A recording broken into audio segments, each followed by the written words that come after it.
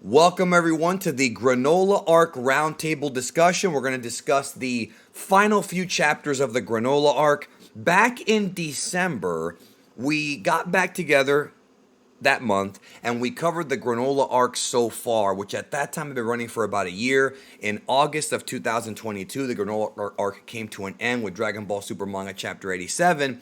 So we're going to be talking about the last 8 chapters or so of the arc here, and then when we're all said and done, we're going to give our overall thoughts on the arc as a whole, not just the last half, but also the overall arc as a whole. A lot of controversial opinions here. The first thing I want to say is that this is one of the most polarizing arcs ever in Dragon Ball. A lot of folks are really split on this. I feel like back in the day, everybody loves the tournaments. Everybody loves the Cell Saga and the Saiyan Saga. Even though it's got problems, people love it. Now we're getting to an era, bro, where people are a lot more critical, but also the writing is definitely not what it used to be. We're going to talk about all of that and more. Let me go ahead and introduce the panel of guests I have with me. First, I want to introduce somebody who comes on here pretty much every month to discuss the chapter with me and preview the next chapter. Mr. Senpai, what's up, man?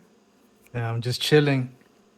Let's get ready to party. All right. Yes, indeed. And also joining me, you can check out his YouTube channel. He covers a lot of, he does a lot of Dragon Ball, but also he's been doing a lot of streams lately, and they're always a kick. I got a kick out of them. Please welcome back Emish. What's going on, bro?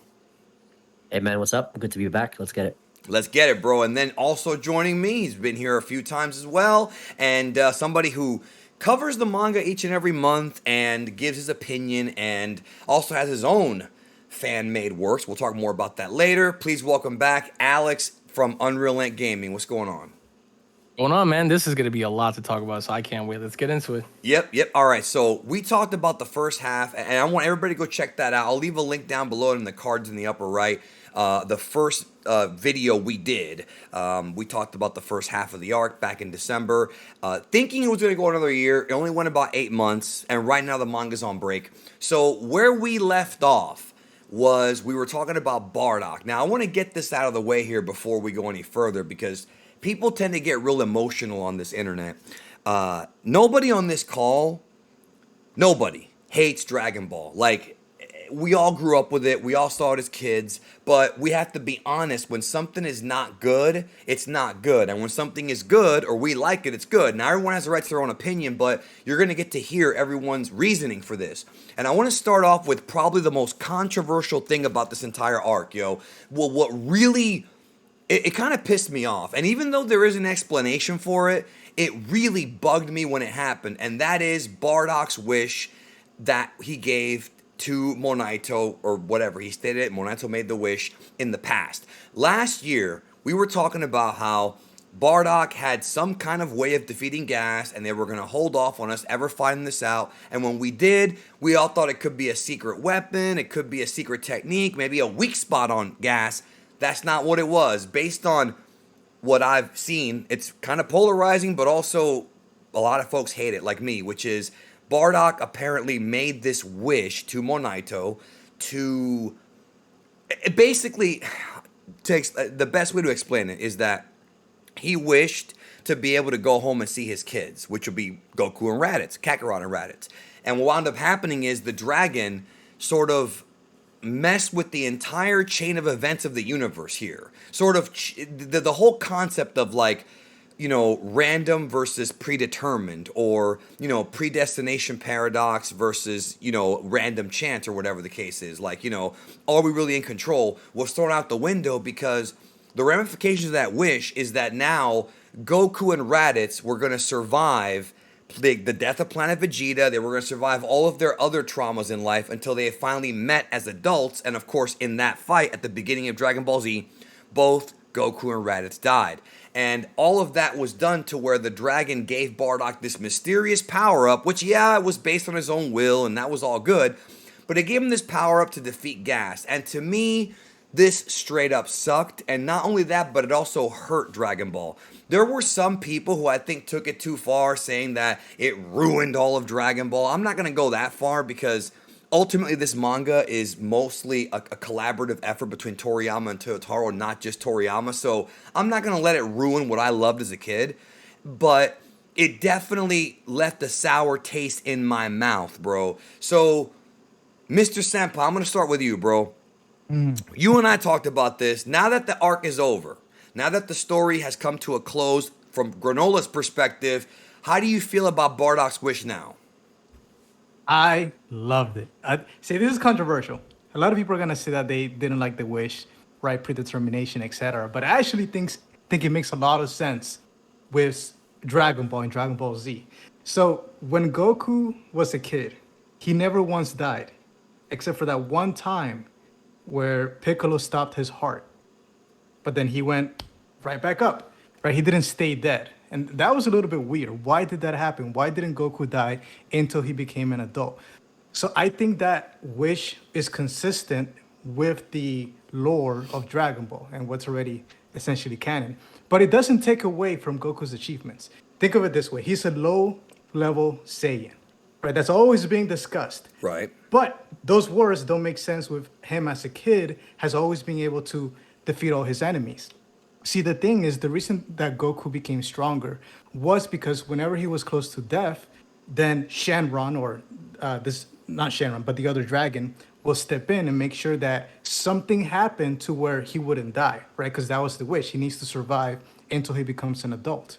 And that's what led Goku to becoming the power level that he is right now. He had a divine protection, but that doesn't mean that it takes away from him as a character and all the trials and tribulations that he went through. So just because you have some sort of divine protection doesn't take from you as a character. And that's why I love Bardock's Wish, because it's also consistent with Bardock as a character. If you go back to the Dragon Ball Super Broly movie, Broly, his attack against Frieza was futile. It had no effect whatsoever. He didn't become Super Saiyan. He didn't get this power boost.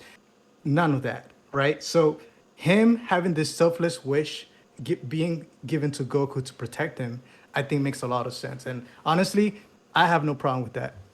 I mean, the original context behind the Piccolo stuff was that he just didn't finish off Goku, which is kind of what a lot of enemies make that mistake of doing. But it does sort of change your perspective, your context of Goku's near-death experiences. Like when Tao Pai Pai fired the Donpa on him, he had a Dragon Ball in his chest right where his heart was that protected him. You know, and I always thought that was just Goku getting lucky. But now he's sort of written this thing Toyotaro has where he's got this divine protection, which you liked it. I personally did not. One thing that Dragon Ball needs to do from now on, which I don't know if they're going to do, but they really got to start doing, is to stop focusing so much on the past. I want new things. I'm tired of Bardock coming back. I'm tired of rehashed villains. I'm tired of, well, this actually happened. And no, actually, this is really what happened. Like, Star Wars has made a habit of doing this non-stop to where you have retcon on top of retcon on top of retcon on top of retcon, besides just the prequel trilogy. Then you have Rogue One, then you have this and that. And I'm not saying everything they put out is trash, but some of it is. But like, Dragon Ball's falling into that trap where they have to try to recontextualize things, and that to me hurts the integrity of the story. Only my opinion, though. Alex, so what do you think now, looking back with the arc being over on Bardock's Wish? Did you feel like Mr. Senpai did, where it made Dragon Ball more interesting because of the divine protection, or did you think it took away from the story? I didn't really look at it from a perspective where it was crucial to Goku's upbringing, meaning like as though when Bardock fought Gas, he made that wish to look after his sons, for them to be protected and, for them to always live on gracefully. I didn't really look at it from that perspective to say like, okay, well, he made that wish literally and figuratively for Goku to, always be, protected and looked after, but more or less, because if that was the case, then he wouldn't have died against Cell. But one of my main issues. Remember, the translation from Herms was because that was a mistranslation, bro. The translation was they were going to grow up and be strong. So, in other words, they didn't die till they both became adults, which is what happened. That was a big point of controversy, just so you know.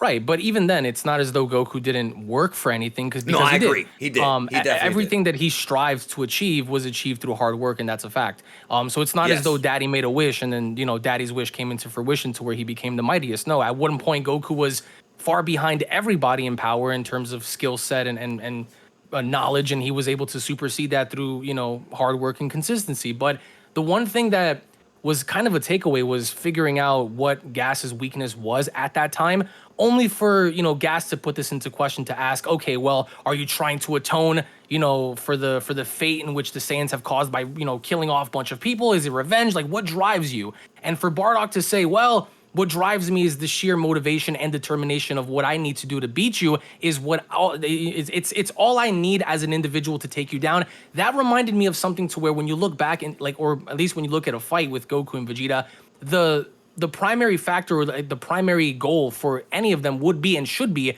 to fight using sheer determination, by always having that goal to win and not anything else. So for them to kind of learn, like, okay, so Bardock, what he did to beat Gas was use sheer fighting prowess by using and having that mindset to win, was all that he needed to do to beat him, was kind of a letdown, because we were all expecting for there to be some kind of a weakness. Maybe it was his horns, maybe you had to run him down by gassing him out, stuff like that. But none of that was came into fruition. But instead, all he really had to do was just focus mainly on beating him, and that was the goal. Having that determination mindset to where I'm gonna fight you until the very end, and nothing more.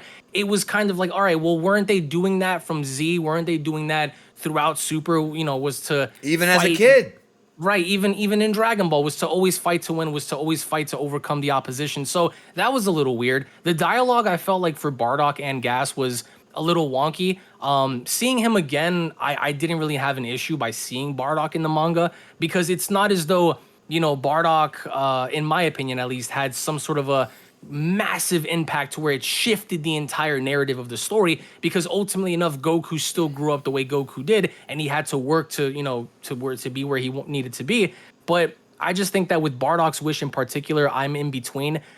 It's not to suggest that it's the worst thing to ever go down, nor do I think it was the smartest choice, because what they could have done was, maybe if Bardock was in need of power or a restoration, maybe he could have asked Monaito, hey, tell the dragon, can you, restore my power? Can you restore my stamina, or whatever the case may be? Stuff like that. But I guess maybe then that would have, been a little too predictable. But all in all, I'm in between. I don't want to say it's like the worst thing to ever happen. It just didn't really bother me. I think that when he, in my opinion, when he, said what he said to Monaito, I thought of that statement in particular to be something where it was figurative, not literally, wishing for his sons to grow up and be prosperous and to be strong. But either way, I think the fight with Gas was cool. It was a little, janky, only because of what he had to do to beat him, which was just overpower him within that small time frame that he had to beat him, and that led to ultimately what? Nothing. Because I was expecting, many of us were expecting some kind of an opening or an exploitation to be sought out by Bardock, but that wasn't the case. So with the wish, I don't have an issue with it. But even with the dialogue, I felt like the dialogue was like really, really lacking. But the fights were cool. Like the perspective of seeing them brawl was pretty interesting and entertaining. But the dialogue wasn't really all that there. And to add to what John said, I do agree with him about how it, and what you said, it doesn't take away from Goku's growth as a person, but the fact is, when you look at it from a fourth dimensional perspective, what bugged me so much is that wish set into motion a series of events that were very divinely inspired, which is not necessarily a bad thing in fiction, but for the purposes of Dragon Ball, it just feels like, okay, so the dragon made it to where, and this is if, of course, the context is what we're talking about. The dragon made it to where Frieza decided to destroy the Saiyans. Beerus agreed with it, of course. Vegeta, Raditz, Nappa, and Kakarot happened to be off the planet when it happened. It was sort of like it created this perfect storm, and I think that's what kind of bugged me. But like you said, it's not the worst thing they've ever done, but it's just something that I thought was unnecessary, and there could have been a more creative way out of it. So, Emish, your thoughts? So, the way I look at it is, I look at all the dialogue, the character interactions between Bardock, Monaito, and what's happening with Gas. And for me, I only dislike it because I felt like it was unneeded. I think people have already this preconceived, picture of how they view Goku, especially as a child. So it's one of those things that didn't really need to be explained, but they went out of their way to explain it anyway, right? So regardless of what Goku does growing up, regardless of all the trials and tribulations he's put through, the main point is that because you know that this wish may have impacted some of the events that he ended up being put through as a child, it does ultimately impact the reader's perception of the character, at least, or what they already got used to of Goku, right? So it's one of those things that just didn't really need to be expanded upon, and that's like my biggest issue with the wish. Another thing is that the wish, like Alex mentioned, whether it was figuratively or literally, I think prior to that, the dragon had spoke to Bardock or something like that. And Bardock just rejected like the help of like the assistance of the dragon, and that's why Right. Monaito started pleading with him. So it's already established that there is some outside interference with Bardock, and then Bardock still goes out of his way to kind of just say, well, if there's anything that I could think of right now, it's I want for my kids to grow up strong, right? Or whatever the case, whatever the translation was. So ultimately, the point of the flashback to the reader, right? Not to the character, not the character's perception at this point. This whole sequence was meant for the reader. And the reason I'm saying that is because it's meant to showcase that Bardock's actions are ultimately responsible for what gave Kakarot a chance to obtain and achieve the things that he achieved. Right. But because there is an outside influence now, it becomes less about Bardock and his decision making, i.e., what he did with Monaito and Granolah and saving them and Muesli and the Heaters, i.e., him sending Kakarot off to Earth purposely and then telling Raditz about it, right? All of these things become less of what Bardock did and more so as a responsibility of the wish. And that's what ultimately hurts the reading experience for me, because ultimately the flashback is to establish for Goku that Bardock was this way. And that's ultimately what segues into Vegeta saying, I can't believe I'm finding all of this out, through your dad and all this other stuff, right? So it's meant for that. And because the wish ultimately ends up playing a role in that, it hurts Bardock's actions. And it just becomes one of those things that were just unneeded. I think there's a lot more in Dragon Ball Super right now that needs to be explained rather than them trying to, I guess, tie the knots of to tie the loose ends of things that people aren't even really looking at right now. So that's my biggest issue with it. Ultimately, there's a lot of interpretations for it, and I think that's also an issue where people interpret things in DBS right now a little too much, because DBS has this issue with just flat out telling you what's happening. And because of that, that's what allows them to kind of quote unquote retcon, even if that's not the correct word to use all the time, but we use retcon for the sake of discussion. That's what ultimately lets them retcon things going forward. Like Opie mentioned the Broly movie, right? As far as consistency for Bardock's character, in the Broly movie, it stated that Kakarot is actually the first person that Bardock has gone out of his way to save. And then we find out in the manga that, just kidding, he's actually saved a few more Yep. people, or he's actually made the effort to save quite a few more people. So, and it's not like, it's not, it just flat out is that's the case. Like, you get the Broly movie, which is written by Akira Toriyama, and then Kakarot's the first person who, he's gone out of his way to save. But then the manga, no, just kidding. Here you go. He saved Monaito, Muesli. He saved, he went against the Heaters. And then what I would have preferred, to wrap up my statement, is that the Heaters running into the Saiyans, right? What Torotaro and company could have done was also implement that it's because of Bardock's rebellion against the Heater clan. The Heater clan could have informed Frieza about it, right? And this is what ultimately would have led to Frieza's suspicion about the Saiyans overthrowing him, thus making Bardock partially responsible for the demise of Planet Vegeta. And I think that would have been a nice segue into why Bardock feels so responsible for, quote unquote, changing his destiny, changing the fate of everything, and taking things into his own hands. But they don't go that far, which is very interesting, considering that this is meant for the reader to establish how Goku learning about his dad is supposed to ultimately allow him to grow over the course of this arc. But they didn't go that route. Instead, they just said that. They didn't even definitively give you something to really work with, and they just left it at that. And now the fandom is just in this position of, well, if this interpretation is fine because it explains why Goku didn't die as a kid, who cares? Nobody asked for it. And I think because of that, ultimately, I can't go back and read Dragon Ball the same way now. And it's actually one of the reasons why I'm very happy that I started at Z. I didn't start at Dragon Ball, because I think one of the good things about the Dragon Ball name is that if you start at Z, you don't really miss too much. I You disagree can with actually that. start at, well, that's fine. But I'm saying, if you start at Z, you can actually go from when Goku finds Raditz. You just know that he's his brother. You move forward from that point, and you still have the option of going back to learn more about it. For me, it didn't really impact my learning experience in regards to the characters because I started from Z and then I had to go backwards. But again, ultimately, I just think it hurts the experience for people that did start reading Dragon Ball. Maybe for some people, it does answer those questions. I don't know. But I just think it was just one of those moments that they could have just done a better job at kind of fleshing out rather than just hinting it and being vague about it and then just leaving it open for interpretation. And I like your idea about how Bardock was partially responsible. It's just funny because Dragon Ball Minus and Dragon Ball Super Broly, they had Toriyama rewriting Bardock to be more of the benevolent character. He cares about his son, etc. And then here, it's like we're gonna go back on that, where he still cares, but now we're gonna add another layer to it, which is what Mr. Senpai said was the whole divine, the divine intervention or divine protection or whatever, which I thought was unnecessary. But like Mr. Senpai said, for some people it might validate the reasons as to why Goku was so lucky, quote unquote, in the original series. What?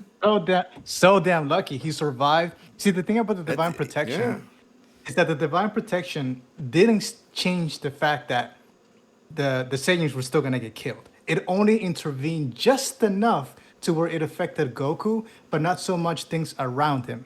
But it affected him enough to the point where he survived, he escaped the planet, he landed and was picked up by one of the few people on the planet who will be able to handle a Right. Saiyan, which is Grandpa Gohan. Right. He was able to meet the person who will ultimately become one of the richest women or people of planet Earth. And so as you just look at it from that perspective, he got lucky so many times that it makes sense that a low-level Saiyan, by the time he became an adult, that's when he had full control of his life, and that's when you started seeing consequences like him getting killed, etc. And that's when he started to truly develop as a character and was able to stand up against people who were born stronger than him, like Vegeta. I disagree, though. I think he did develop as a character as a kid. I think Dragon Ball is criminally underrated for Goku's development. I think that if you watch the story from beginning to end, especially if you go all the way to the end, we're talking about like from Dragon Ball to the end of Z, you have the story of boyhood to grandpa, and I've always liked that. I've always liked that idea. I've always enjoyed that.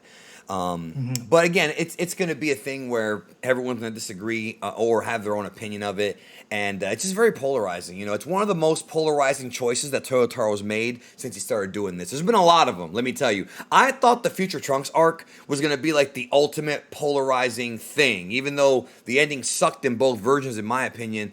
There was a lot of choices made that were different, whereas this arc totally blew that one away. Now, I want to move on to the next topic, which is the fight with Gas. I don't want to talk about True Ultra Instinct yet. I'm saving that for the next section, but I want to talk about the fight with Gas. So, at this point, and the pacing, at this point, we're in like February, March, April. Some people are thinking that the movie's coming out in April. Before it got postponed, the arc will end before that. And I was saying, I don't know about that, because they're two different things.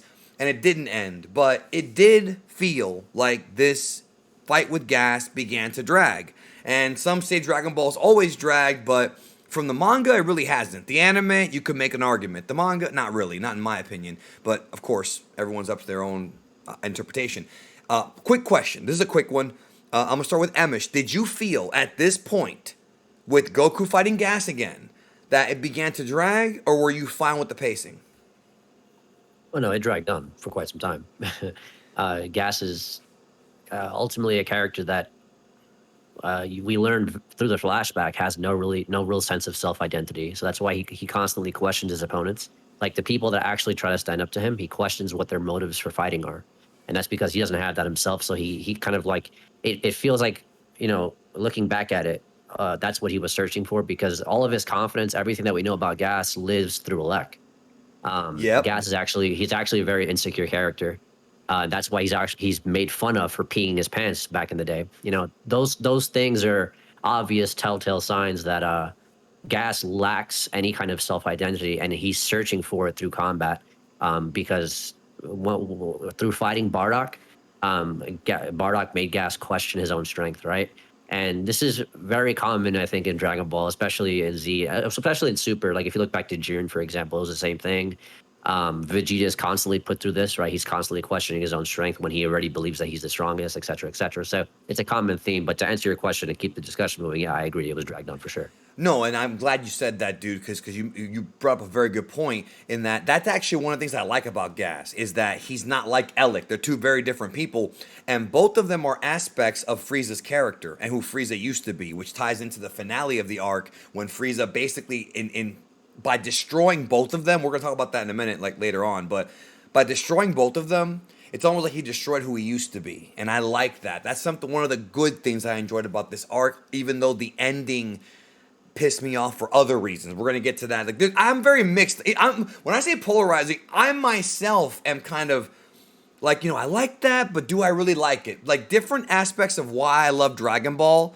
That's one thing about this arc. There's different sides of different reasons why I love Dragon Ball, and they were all tested in this arc. And I'm finding myself clashing with myself, sort of in a weird way. Maybe I'm the only one who thinks it like this, but whatever. It's who I am. But Wait, Geekdom, let me Yeah. ask you something because you Yeah. just said something interesting. Are you implying Yeah. that because of the delay of Dragon Ball Superhero movie, that Toyotaro Toriyama purposely dragged on a couple of chapters so that it would end around the same time as the new release time of the movie? No, because Okay. no, that's not what I said. What I said was, and we had this conversation, you and I, and like JD and all of us. We talked about how he was sure that the arc was going to end in April, right before the movie came out, and I was saying it's not because there's no guarantee that the movie and the manga have anything to do with each other. And I was right. It wound up ending in August. I think the plan was always for it to end either August or September. I mean, I even said August in one of the old videos, and I was guessing. I wasn't even sure. I didn't know. But the point I was trying to make is that people were trying to figure this out by saying, oh, well, the manga's going to end before the movie. Just like how right now they think that the manga being on break has something to do with the anime, when I don't believe it does. Now, I could be wrong on that, but I don't believe it does at all. I think it's just they happen to go on break and they're going to come back harder, but it's just people, I think, read too much into like release dates and things like that. There is synergy, but not like that much. So actually, let me ask you before I go to Alex, what do you think about the pacing? Like now looking back on it, did it drag on? Emish thinks it did. I think it did a little bit. What do you think? I thought that in the beginning there were certain aspects of the saga that were kind of rushed. I wanted to see more That's fair. backstory. That's fair. On I would agree on with that. this bounty hunter. I mean, bounty hunter as a genre is very popular here on the West when you think of the Mandalorian, Yeah, etc. facts. Right, but towards midway through the saga, once you start introducing gas, to me it just felt weird how. And we talked about this in a couple of videos, how they kept repeating the same beats over and Yeah, over it was again. like that one chapter where Goku's like teleporting all over the place. It felt like, and that was cool, but it felt like he was doing it like to pad out the chapter. And to add to what you're saying, let's not forget about that chapter that I still hate. I despise. February of last year. Again, Alex remembers the numbers. I remember the months. That's just how I am. But the chapter where Granolah comes home, turns on the TV, and they just so happen to find the Dragon Ball. I just Yeah. I hate. That is some of the laziest. Oh. that is the laziest Yeah. storytelling in the history of the story, in my opinion. It's Yeah. more divine intervention for sure. That's Yeah. more. That's real divine. on a the that- author's divine intervention. Yeah, that's Tori Boss saying go along with it, or get a load on, whatever. But the point is, yeah, dude, I still hate that chapter. But you know what's funny about the pacing? I want to say this real quick. It was slow in the gas part, and then like when the last chapter, 87, they crammed like 3 chapters worth of shit in there, bro. Like Frieza shows up, he's got a new form, he knocks like within 4 pages or 5 pages, maybe like 10 pages. We see the deaths of 2 major characters, the knocking out of 2 other ones, and then he just leaves. And a bunch of new reveals. All of that they cram. So I felt like they could have maybe spaced that out a bit more. So it was just weird. But I wanted to ask what you thought. Yeah, no, it felt rushed towards the end or starting midway through the chapter. And Dragon Ball honestly will benefit from this being weekly instead of monthly. In fact, we talked about this off stream, or off recording. I had friends that read they binge read the saga and they loved it until the very end. They said it started to drag on. So, yeah. If you look at it from that perspective, I just don't want to label the entire saga as being badly paced. just because the ending or the second half. Well, there's But also bad pacing at the beginning too, like you said. You know what I Oh, mean? Like right, it goes, yeah, it's like technically. fast, slow. You Yeah, know? that's true. Yeah. That's true. Yeah, Being yeah, rushed yeah. is bad pacing as well. It's Yeah. funny because I had a conversation with Amish about that very thing. We'll talk more about it at the end, about how people, and that is one thing I've heard from multiple people. They've said that if you read this manga arc, like marathon it, like instead of waiting a month like we did, if you do it chapter by chapter by chapter in like a weekend or something like that, it's much easier to read. And that might be true. That may be true because there are some TV shows that are like Cobra Kai. I think it works much better if you watch it all in one shot. But it still doesn't make up for some of the mistakes they made with the writing. So, Alex, man, your thoughts on the pacing of this part of the story? So the pacing, I would say it definitely dragged on, but after a while, I knew there was something about Gas that I felt like was so familiar, and I said to myself, okay, well, as a weapon wielding warrior, I like the fact that he was able to use more or less weapons and crafting weapons. Yeah, To that his was a own, cool courts building. it was cool up until we found out that his weapons only work due to the sheer determination that he has to use those said weapons against the opposition. Because I said to myself, okay, well, you're spawning sickles and swords and axes and all these things, but nothing seems to be working here. Why is that? So he had an issue with identity for sure. But I found one thing out that Gas is more relatable than you think. I think everyone in this chat and probably everyone listening can relate to Gas extremely, and here's why. In some ways. I went back and I found a documentary called The Confessions of a Mafia Hitman Joey. And Joey, during this interview, said one thing that stuck out to me more than anything else, which was when he was a kid, him and his brother were starving, to make a very long story short, and his brother and him had very little food. Joey's older brother saw that he was hungry, and so therefore he gave him a piece of bread and said, "Here you go, kid, eat up." Joey, throughout his whole life, never ever forgot about this and said on camera, "If my brother ever needed anything, I will give it to him. If he ever needed money, I will give it to him. If he ever wanted me to kill somebody, anybody in the world, I do it." So therefore that coincides with Gas in a sense where we always have those family members, at least one of them that we know about in the family that is extremely toxic. And Oh, in a yeah. sense where they will do anything that the other family member says. That you could And say some that's of you blind. listening to this, it's you. No, I'm kidding. Go ahead. And you can say it's blind loyalty. You Right. can say that they have such an attachment to said family member that even to an extent like Gas, they're willing to lay down their life. Like Joey did, he said flat out, if my brother needed anyone whacked, I do it. And I'm working for the mob here. I'm whacking all kinds of people. So, if Joey, after seeing that, I said to myself, wow, Gas is like Joey. Gas, even though he may or may not know, of his brother's intentions,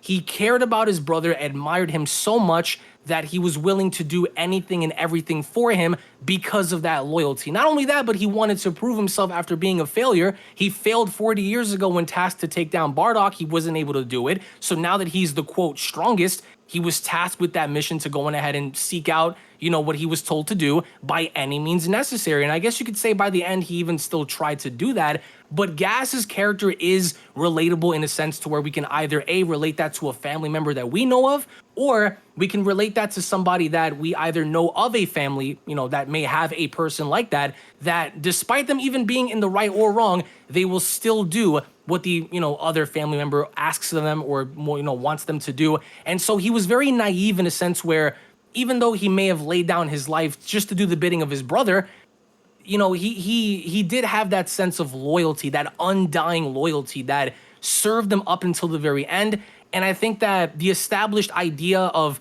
was he going to kill Goku? Was he going to kill Vegeta? That already became predictable the minute he debuted, and that's because we're still in between that little pocket of the end of Z. So therefore, that when Goku meets Oob, everyone has to be there. Therefore, Yep. Vegeta has to be alive. Goku has to be alive. Granolah necessarily doesn't have to. Neither does Monaito, but they still end up living towards the end anyway. But point being was that we knew from the get-go that he wasn't going to kill the main two guys. What about Granolah? I mean, that's give or take, hit or miss, maybe, maybe not.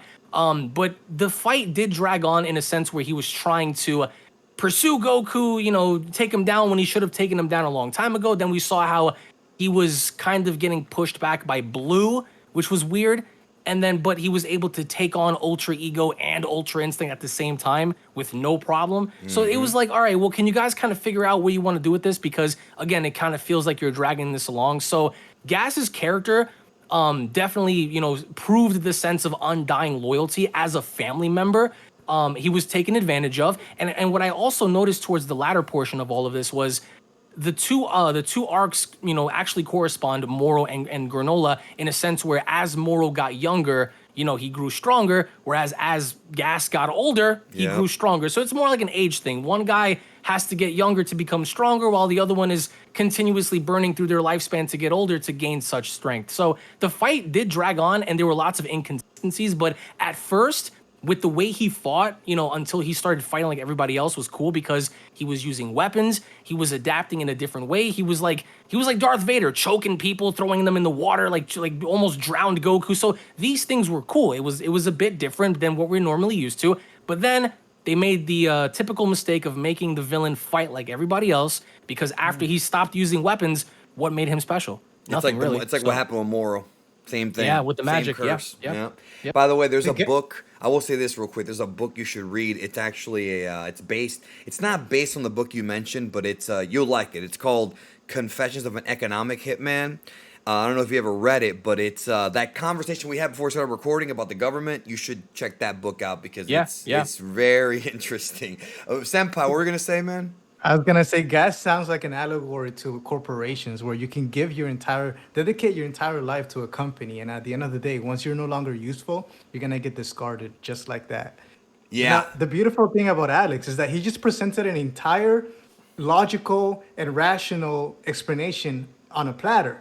The problem is that the writers, the people, Toyotaro Toriyama, they didn't give us that backstory of what did Alec do for Gas when he was younger. We did see a flashback of Gas when he was younger. We just had to put the clues together. You know what I mean? Yeah. Like he was just fiercely loyal, and he manipulated him too.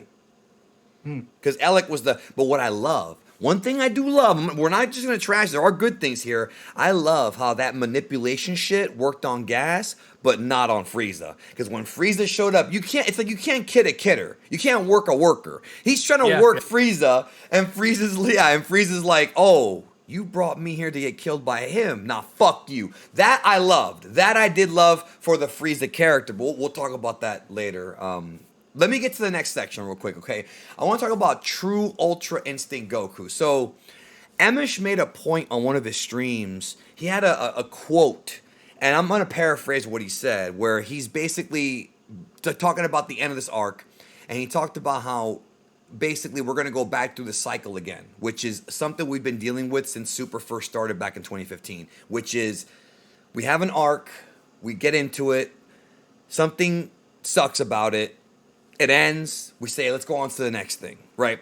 And that's where we're at here, where it's like, it's a continuous thing. I remember when the Universe 6 arc ended, oh, Trunks is next. All right, Trunks is back. That was fine for a while, then the ending sucked. Then, oh, well, TOP.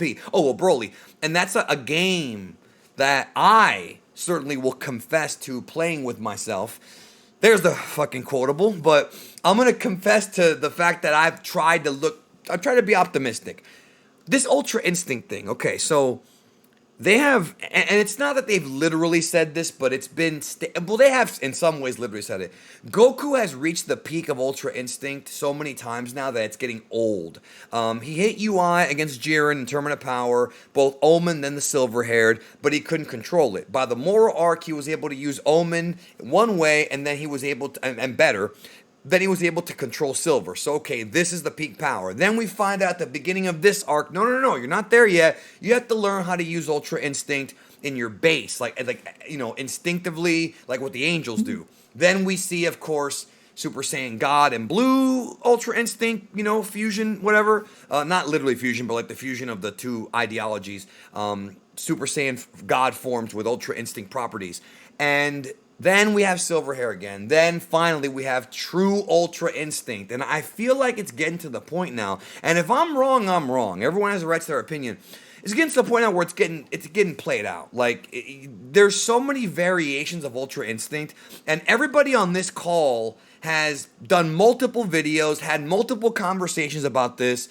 we took a deep dive. I can only imagine how confusing it must be for a casual who doesn't take time to look deeper into this, to look, okay, wait a minute, why is this true UI? I thought the silver hair was a true. No, that's perfected / mastered. This is true U. Well, what's the difference? Like, they use words like true, perfected, mastered, completed, when they all kind of have synonyms for being the same thing. They're all kind of synonyms. So it gets very confusing.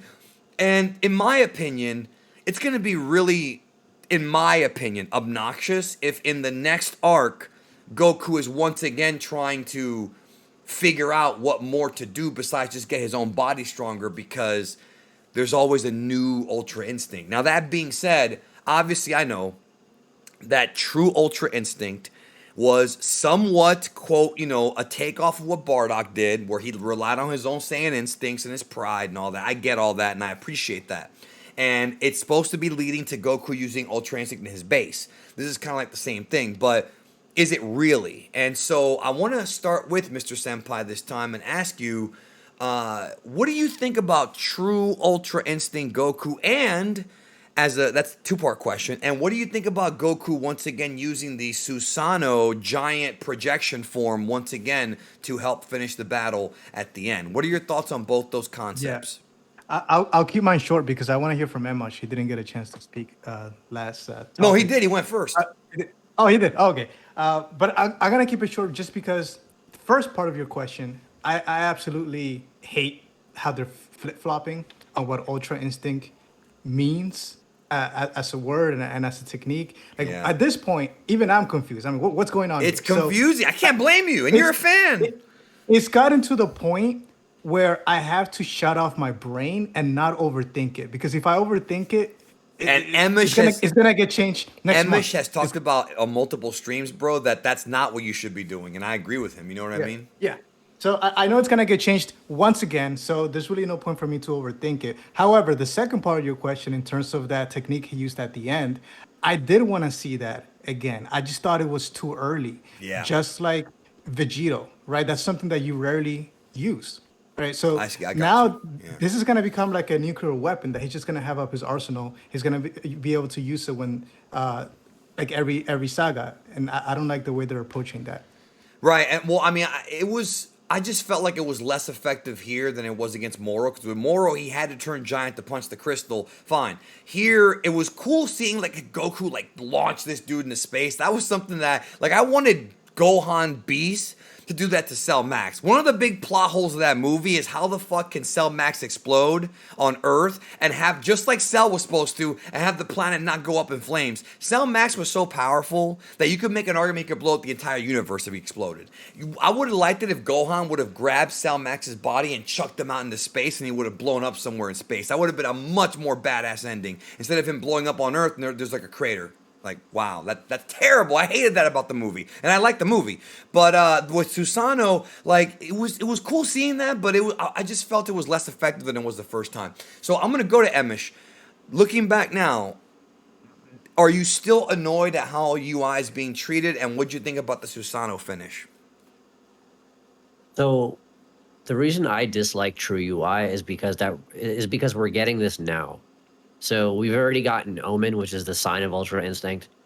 We've gotten MUI, which is the true state of Ultra Instinct, verbatimly stated in the manga. True, yeah. Right. They've used that word before.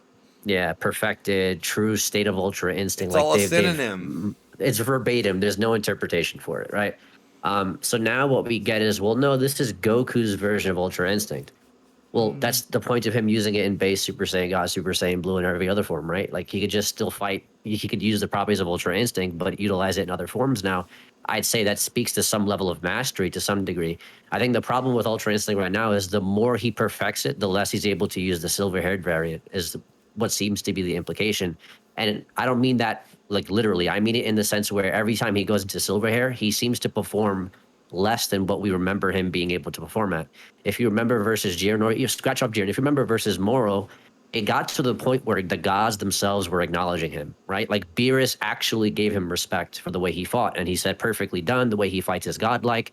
Whis acknowledges him. Like, it's literally there for the sole purpose of saying, yes, Goku has finally done it. Here we go. We're only moving forward from here. And then he starts the next arc training to use it in base. Then we see him use it in base. And I understand the goal is for him to do it passively all the time, which just seems to be like a completely unrealistic goal for Goku, I think. Which seems to be what the implication for Dragon Ball Super is right now, which is have Goku chase an unachievable goal to some degree. But like I said, the whole true UI thing it's problematic in the sense where if Goku is now he's using sane instincts, well then it kind of poops on the idea of Ultra Instinct and its ideologies not being suitable for Vegeta. Instead, what we have for Vegeta is that he takes the route of Beerus, but we know Vegeta has taken pride in just being his own man. He cucks down to Beerus instead, and he tries to pursue that power, only for us to find out that he's not capable of acting the way Beerus said that he should. And then the fandom starts coping by saying that he misunderstood him. And we just find out that Ultra Instinct is not suitable for Vegeta. But then we also find out over the last few chapters that Goku is actually using Ultra Ego better than Vegeta is to some degree. Because like Frieza shows up, and I know we're going to talk about Frieza soon, so I'll just go over this point very quickly. Frieza shows up, and Goku goes into Omen again. He doesn't go into Silver, and it's really weird because if the idea is to kind of sell Frieza being able to one-tap Vegeta and Goku, at this point, one-tapping Vegeta is expected. Vegeta has, and I know people are gonna get upset. No, but you're right. It is. It's a meme. Yeah, it's an actual joke at this point. Like Vegeta getting his ass whooped is a joke at this point, right? It's expected because he gets stronger, right? Frieza hits Vegeta. It's not stated that he gets stronger from that hit. Goku doesn't go Silver after just yeeting gas into space. Goku goes Silver there, but doesn't go Silver for Black Frieza after Black Frieza says that he surpassed them. Instead, he one-taps like Ultra Ego Vegeta and UI Omen Goku, true UI Goku. So it's not. I just think that what they need to do is create this balance where Goku can still fight godlike, but also balance out what he's capable of as fighting like a god with fighting like Goku. So Saiyan instincts, right? If you remember, and this is something that the anime does really well, where Goku's using Ultra Instinct and Ultra Instinct Omen and Ultra MUI, but there are still elements of Goku in the way he fights. So, for example, the cartwheel Kamehameha. That's one of the best Kamehamehas according to the fandom in recent times, right? And Goku's using Ultra Instinct Omen to do that. He's dodging instinctively and then also charging up an attack to beat Kefla. He does similar things against Jiren as well. So that's what they need to do. They need to find a balance that allows Goku to still look like Goku, but also fight like he's an Ultra Instinct user. Because in the recent chapter, I don't recall him dodging much. Instead, the cope in the fandom seems to be now that no, Goku's actually taking these hits on purpose and then responding.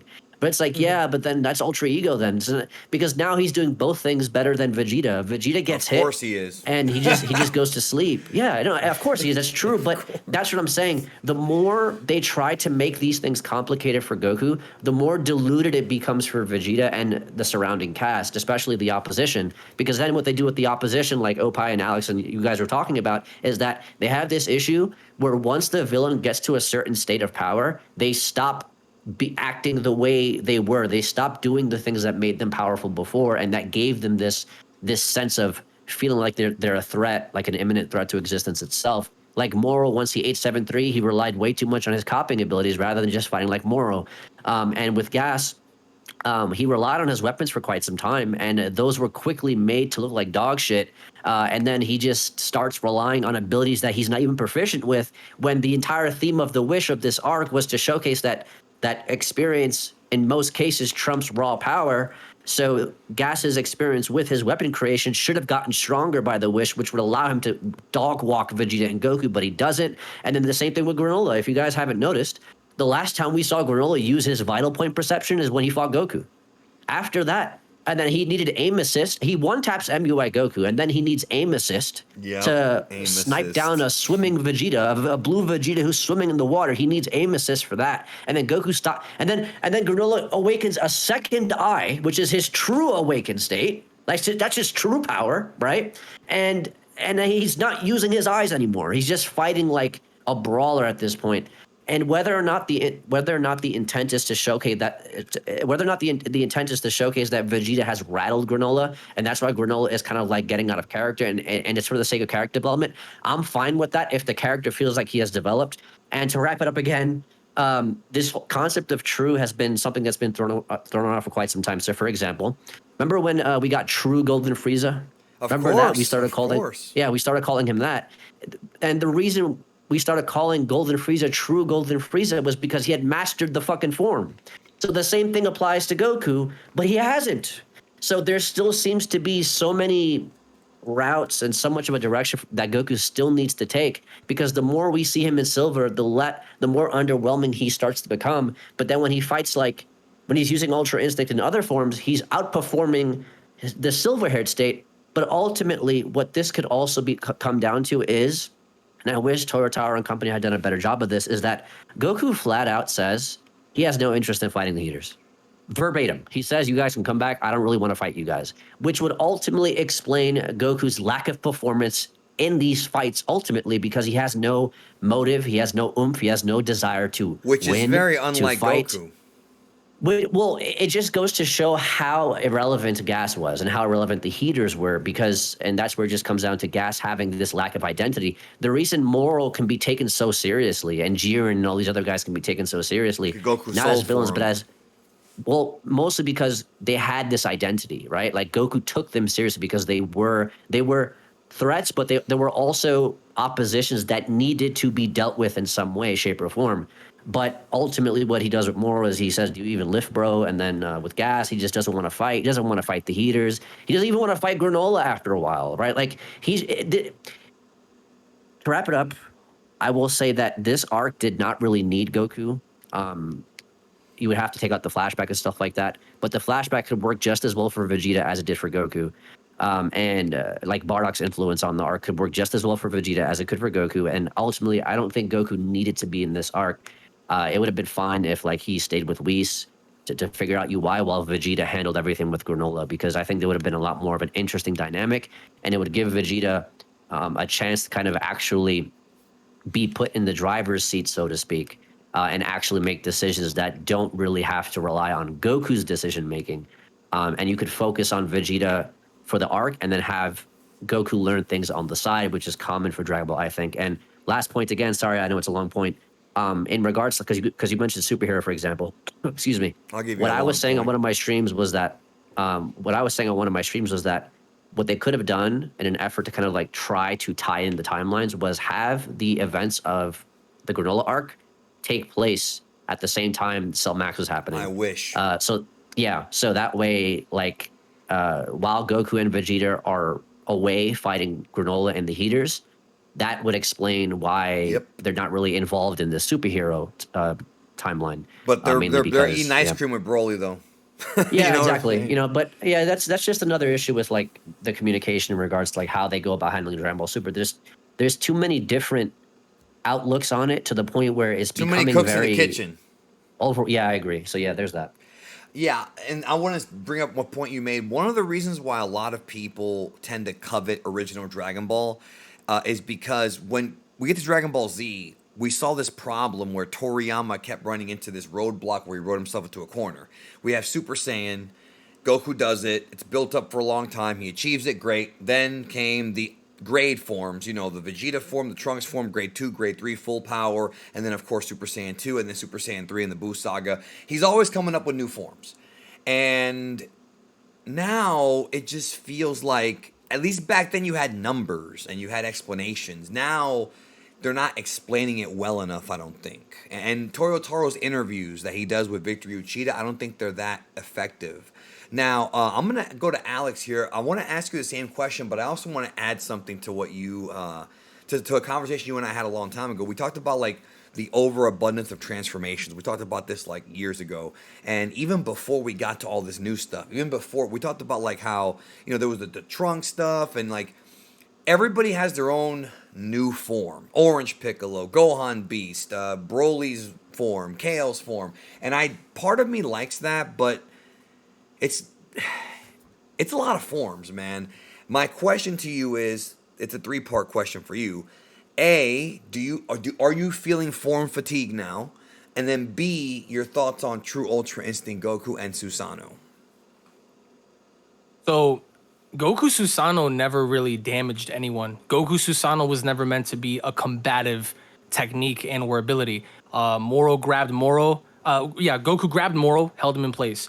Goku grabbed gas, threw him into the atmosphere. Goku Susanoo was never meant, at least through perception, was never meant to be something of an attack. It seems to be something that you're either just gonna grab onto your opponent and keep him in place, or do something to hold off at least momentarily enough for there to be like a retaliatory act from your allies or either yourself in this case with Moro. Toyotaro admitted right here in this interview, he admitted right here that they made Goku perfect.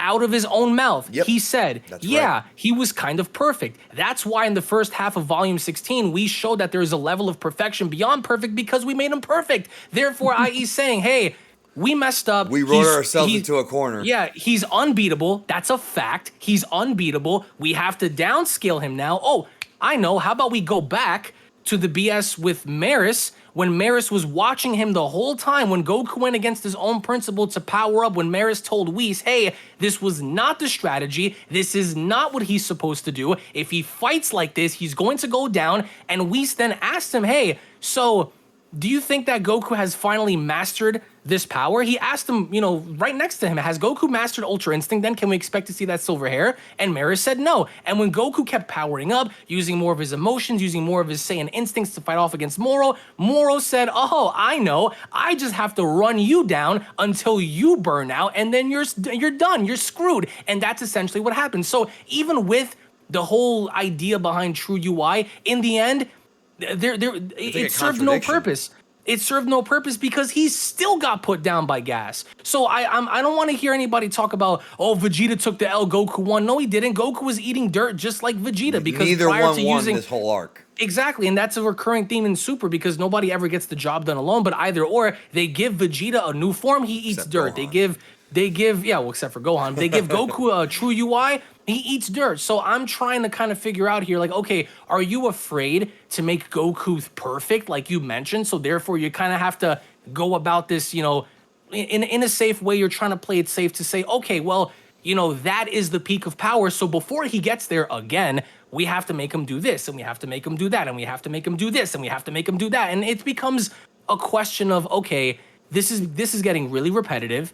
At what point is he really going to get to that level without having any stamina issues, any emotional issues, any issues with doubt, any issues with him lacking confidence? Because it's a horrible recurring theme that seems to be playing out with Goku now, that after the TOP, specifically with Moro, we saw where he was, where, as Emish said, he was respected by Beerus. He was appreciated by Whis, even as Whis told him when they trained, oh, look, you did it, but there are levels to this. Because, I mean, can we even put into question then to suggest, did Whis fully master Ultra Instinct if the Grand Priest has more mastery over the form itself than he does?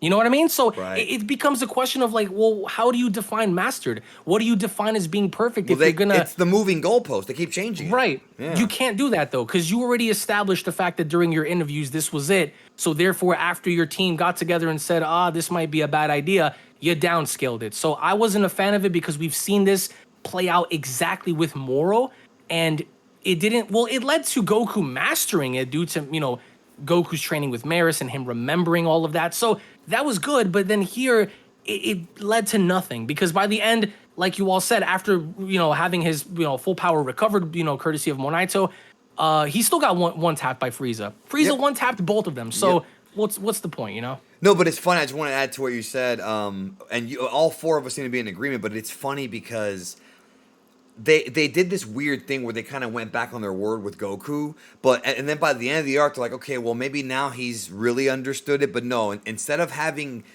going in and like changing his perspective on UI, all they did was just buff up Frieza beyond either of those two, and then Frieza shows up and one shots him. So now, as a fan, we've always speculated and tried to predict what's next, and I think the natural course of action based on how we've been trained by Super. This is not the way we'd write it. This is what Super has taught us for the past 7 years, almost 8, is that there's always a new form.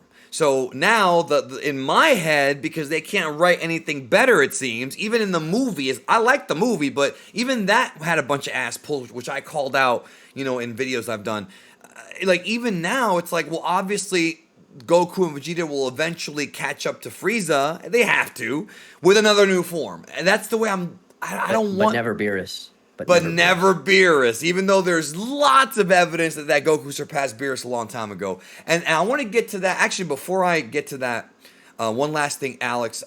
Do you have form fatigue now? Just out of curiosity. Just wondering. Yes. Oh, yeah. Yeah, absolutely. I mean, I'm glad that everyone stands out in their own right, because can you imagine if like Gohan had UI, Vegeta had UI, Goku has UI? It's like, all right, well, this is kind of like weird, because how do you separate everybody? So Vegeta walked down the path of the destroyers. Cool, he's different. Goku walked down the path of the angels. Cool, he's different. Gohan getting what he got, whether that be due to because he's a half-breed or whatever, fine, whatever. Piccolo, wishing for the power was so against Piccolo's character, but whatever, he's different too. So I would much rather, so this should be it. I don't want to see, personally, in my opinion, I don't want to see Red Piccolo in the future, or I don't want to see Ultra Super Master to Ultra Ego Vegeta. Like, just keep it to where you're at now. Like, allow everyone to have what they have, but this should be it. I hope that we don't see, a true Ultra Ego or super perfected mastered UI. Like, that stuff, it just becomes a case in point of, all right, well, you're giving us this new form, but for what? You're going back and you're kind of shitting on the previous stuff you've given us only because it no longer matters, because now we've entered a realm of power. So with what's been established, involving Goku and the concept of UI, that should be the peak of power for him. So if Mastered Ultra Instinct is the peak of power for him, then cool, have him work his way, I guess, back into mastering it again, or being able to use it with no issues, and that should be it. That should be the cap. Same thing with Vegeta. Let him get over his little issues of, I can't destroy Lord Beerus, I'm not the person that I once was.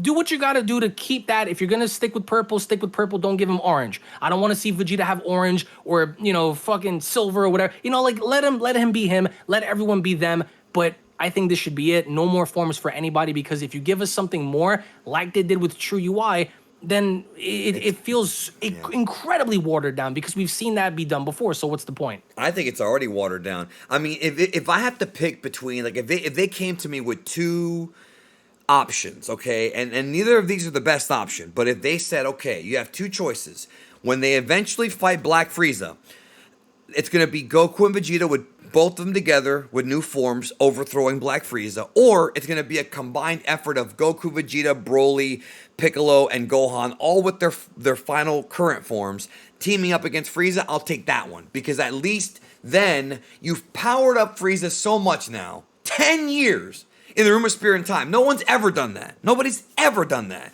You didn't even think it was possible. 10 years in the time chamber. I don't see... I would rather it be a team effort now, even though it's not the martial arts way.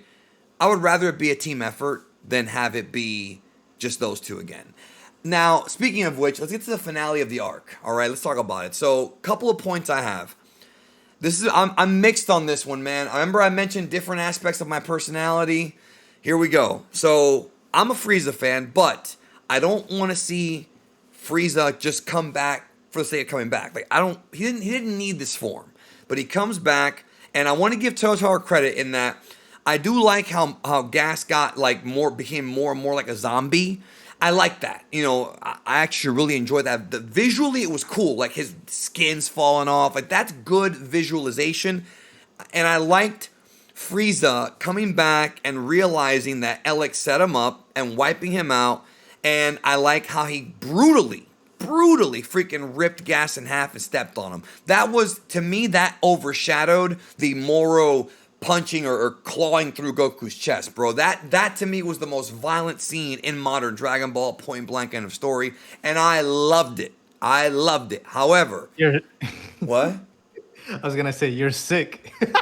Well, everyone on this call's sick, bro. So that's the truth. But I'll keep that to myself, including you. But what I was gonna say was, so that's one thing, right? However, and I was saying this for weeks, if Granolah does not kill Elec, after we found out that Elec killed Granolah's mom, Granolah should be the one to kill Elliot because this is the Granolah the Survivor story arc. It's his story. Goku and Vegeta played backseat. They got their development, but it's his story. And we're not going to have Granolah beat Frieza. So instead, and also me and Mr. Senpai kept saying that Monaito was going to die. That wound up not happening.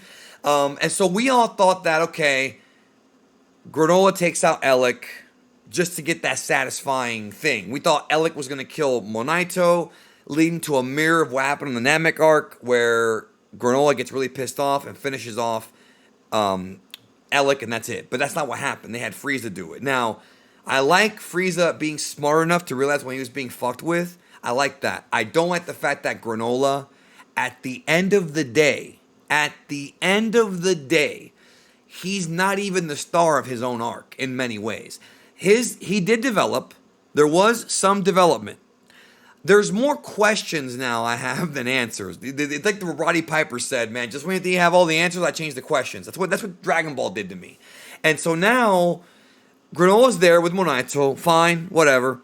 He didn't get the last kill on Ellic. That is a big deal to me because I felt like they were building up a logical conclusion where no matter what, Granolah would be the one to take out Ellic with or without someone else's help. He didn't do it. It was Frieza. They took a shit on the new character to put over the old character. You know? And it's like when Goldberg beat Bray Wyatt. There's a comparison for you. And I like Black Frieza. But dude, and now we're leaving this arc with this. And then again, Frieza letting Goku and Vegeta live, I don't really understand it, except for the fact that he has changed a bit and he knows he can take him out whenever he wants. But it's still like, dude, these guys have stopped you so many times before, and you're just gonna let them live. It's a very like moronic thing. It's sort of like Goku giving Moro the Senzu. Like, characters in Dragon Ball have been doing dumb shit for years. And this is just another one on top of that. But I'm mixed because visually it was great. It was cool seeing Black Frieza. But the Granolah payoff was a moot point. I don't care about Granolah anymore. I thought it was a waste of time. I don't even care if I ever see him again. And that's not good because I was starting to like the character. Tragic backstory. His mom dies. That's kind of a soft spot for a lot of us. Nothing. So this time I'm going to start with Alex. Your thoughts on the finale with Black Frieza, Granolah? Should he have killed Ellic? What do you think about this last chapter and how they chose to close this arc off? Oh, without question, I don't think anybody would have cared who would have killed Gas at the end of the day. It wouldn't have been Goku because he's not that type of person. But even if it was Vegeta, if it was Elec that walked on over and said, "You miserable pile of trash, like you still can't get the job done," and shot him with his gun, it didn't matter to me. Like what would happen with Gas? Right. But with Elec, I think that that was a huge missed opportunity because the dude murdered your mom. Right. The dude almost murdered you as a kid, but instead manipulated you into doing his bidding, enslaved you in a sense to kind of run errands for him, and then almost, murdered you on the spot, blew your guts out, shot you through the back. You were on death's door. You weren't able to see, you weren't able to function, you had broken arms, and then after all of that, you come back and say, "Well, I don't want to get revenge anymore." Why? What? Because Bardock's influence rubbed off on you? What? How does that serve a purpose? So it doesn't. I mean, you can say that with Maki Oil and Gas to say, you know what? You guys were simply pawns in this game. I'm gonna give you one chance to get off this planet and never come back again. However, you stay, pointing to Elec, because we have some unfinished business. And for what you did to my mom and what you nearly did to me, I'm going to make you pay in cold blood. So that's what should have happened. But instead we had Frieza show up because apparently enough, he made the call. And I like how Frieza figured it out. Like, oh, so you were going to use him to murder me. Okay, well, instead I'm going to murder him and I'm going to murder you. So that was, it was bad because at least for Elec, that should have been Granola's call for, him to go in and finish off the mission, the job, the revenge that he's been seeking out for so long, because it would have made sense. But for Frieza makes the most amount of sense right now in the story, only because he did the one thing that Goku and Vegeta could not throughout the entirety of Super, and that's listen, pay attention, and fix all of your mistakes, which he had done ever since ROF. When he came back, that's crazy, Goku, isn't it? Goku called him out. Goku called him out, said, the minute you found out that form, you came rushing over here to fight us, and now look at you. You burned right through. I'm going to give you one chance to leave and come back and fight another day. He didn't want to do it. He got wiped out. So he remembers this. When he was in hell, mental training, that's all he kept thinking about was murder, murder, murder, the Saiyans, kill Goku, kill Vegeta. He grew from that. He became stronger, even out of his own mouth said, I fixed the little stamina issues that I have, so I no longer have this issue. He was there to see the Metamuris fusion. He was there to see the Potara fusion, Kefla and Gogeta. He was there to see Broly. He saw Jiren. He knows and saw what Ultra Instinct is. He's seen what Ultra Ego is through Vegeta. He now knows of the gods. He's seen the angels. He's seen the Grand Priest and the Omni King sitting back, waiting, buying his time, instead of being a hothead like he was in Z and like he was before, to immediately rush on in to try to finish the job and try to implement his own rule of law. Instead, now, for the first time, he's doing the one thing that nobody ever expected, and that's to sit back and buy some time to strategize, to say, you know what? I'm going to come in, I'm going to flex on you to remind you that you still ain't shit, and when I see you again, I'm going to put you down in the ground because I've corrected all my mistakes. And not only that, I went into the time chamber knowing the fact that through his own mouth he even said he never thought about training. He never wanted to train. Trained for 4 months, got to where he was, but now he trained for 10 years. Imagine the difference now. So he did what those two should have been doing, and that's fixing the course of their mistakes, not having these openings and these issues to allow for them to get one tap by Frieza. But now that Frieza's back, only to kind of flex on them, because we knew from the beginning, ever since the TOP, when he sat around, lingered around, watched and strategized, he always had that mindset for fulfillment, that mindset to overthrow the gods. But how am I going to do it? How am I supposed to challenge said individuals and said competitors if I am where I am? So coincidentally enough, he found the room, he went in, he did his business, came out, flexed on everybody, and so now we have a big problem. And I think that's going to fit the narrative of the story moving forward. This should be, hopefully, the last time we see of him, if they do give him one more run. He has the most history with everybody. He was responsible for partially everything. He's given everybody PTSD and caused so much trauma to so many, and had inflicted so much death upon so many different races. If they do decide to give him one more run, whether that be an arc or a movie, this should be it. And whatever happens to him after, he should never come back again. I agree with you. I agree with you. And I like the idea of him kind of being in the shadows and not being used. One of the things I was talking about with some friends of mine is the next arc, I think we're all assuming to be Black Frieza.